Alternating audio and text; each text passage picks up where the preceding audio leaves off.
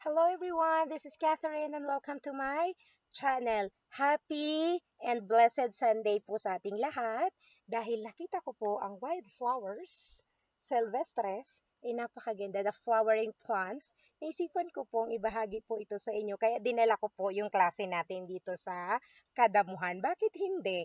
'Di ba po?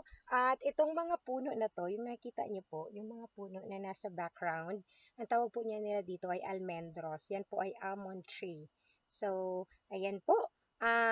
Today we are going to talk about personal pronouns. Pronombres personales. In Tagalog, panghalip, pa, na, o. So, ito po ay akin pong nilagyan ng first person, second person, third person, singular, and then plural para po mas madali po ninyong maintindihan ito.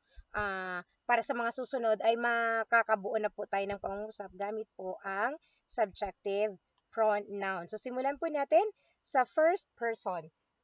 Yo. When we say yo in English, that means I. In Tagalog, panghalipanao, ako.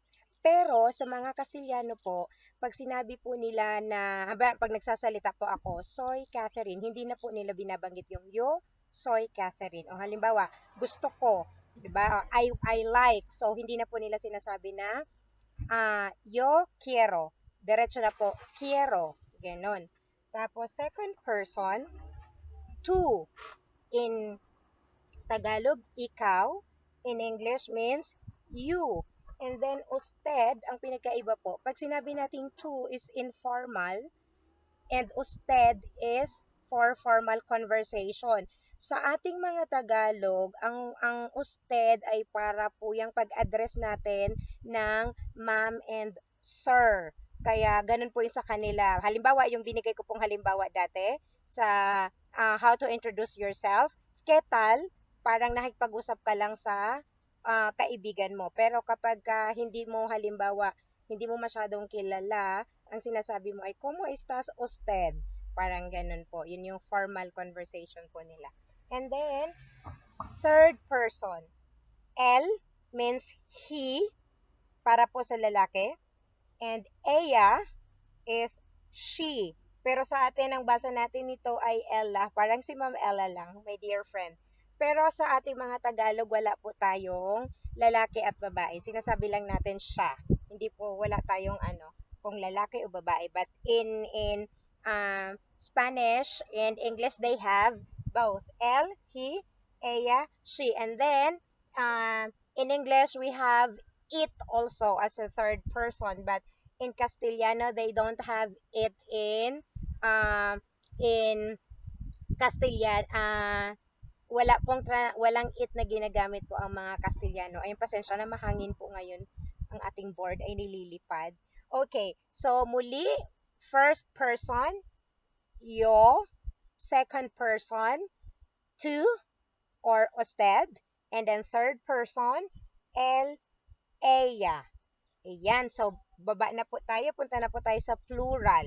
Ayan, pag sinabi pong first person, nosotros. Nosotros is in general, but mostly nosotros is for masculine, panlalaki po. And nosotras, pambabae. That is for feminine. So, ibig sabihin nun, we.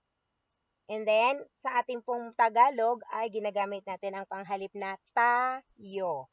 So, ayan. Nosotros queremos. Halimbawa, queremos means quiero, gusto sa ating mga Tagalog.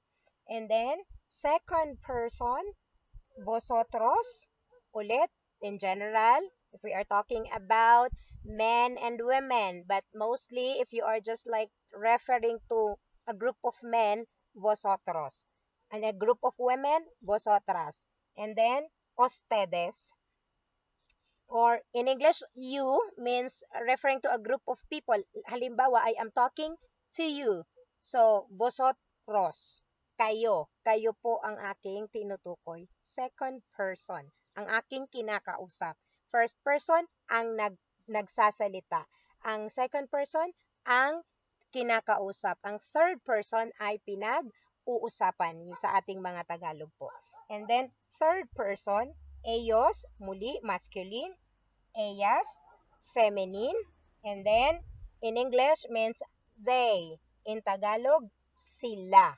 So, ayan po, sana ay may natutunan po kayo ngayon sa pag-aaral po natin ng pronombres o panghalipan ng upo sa Tagalog. At sana po ay nag-enjoy po kayo ngayon at may maganda pong ah, pangyayari dahil linggo po ngayon. So, let's just enjoy the day and I hope that you like my background, the wildflowers background. Ayan, ang ganda po, ano, ako din, na-amaze ako tuwing naglalakad ako.